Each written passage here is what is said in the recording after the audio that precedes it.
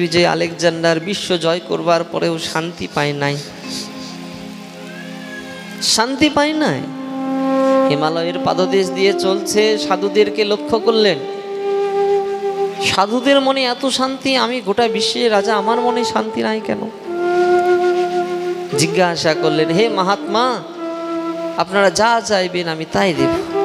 সাধুরা বললেন, জানো তো রাজা, ভজন করতে করতে করতে করতে আমাদের এই ধুতিটা না ছিঁড়ে যায়, কাপড়গুলো ছিঁড়ে যায়।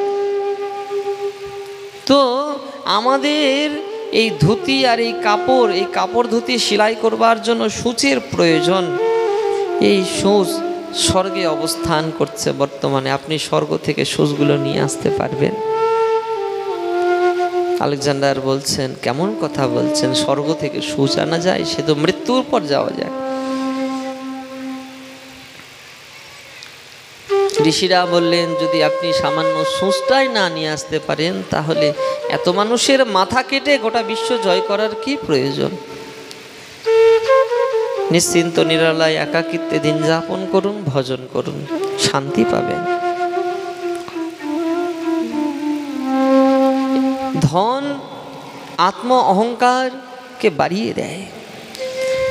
ধন থাকা ভালো, না থাকা আমাদের জীবনে খুব খারাপ। গৃহস্থ মানুষের অবশ্যই ধন থাকবে, কিন্তু ধন সৎ কাজে ব্যয় করা চাই।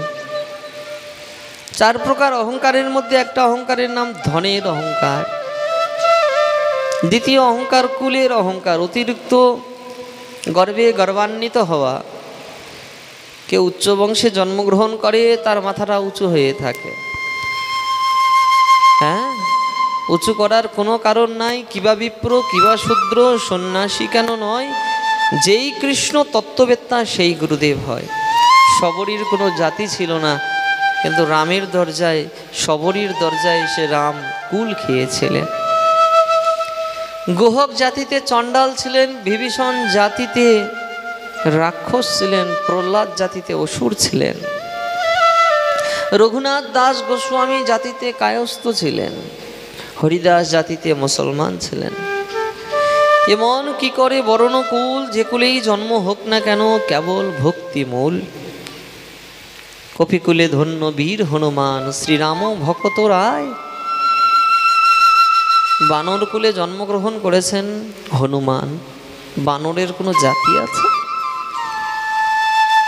এমন কি করে বর্ণকুল। এই জন্য কুলের গর্ব না দেখিয়ে বাস ভজন সাধনে মত্ত হয়ে থাকা যায়। তৃতীয় অহংকার রূপের অহংকার। অতিরিক্ত রূপ যখন আসে না, তখন মাথাটা উঁচু হয়ে যায়।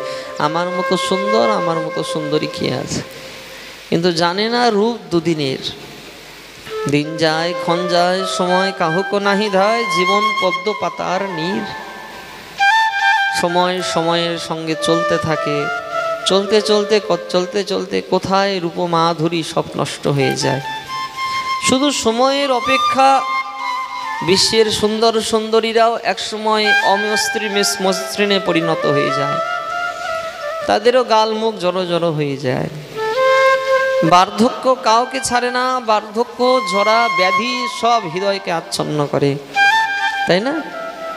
আর তৃতীয় অভিমান কি? রূপের অভিমান, পাণ্ডিত্যের অভিমান। তৃতীয় অভিমান। অতিরিক্ত পণ্ডিত হলে মাথাটা উঁচু করে থাকে। দেখবেন অনেকে আছে মাথা এত উঁচু করে থাকে না, আর নিচে নামাতে চায় না। আমি কেন মিশবো? আমি তো মহারাজ, আমি তো বড় সড়ো পণ্ডিত,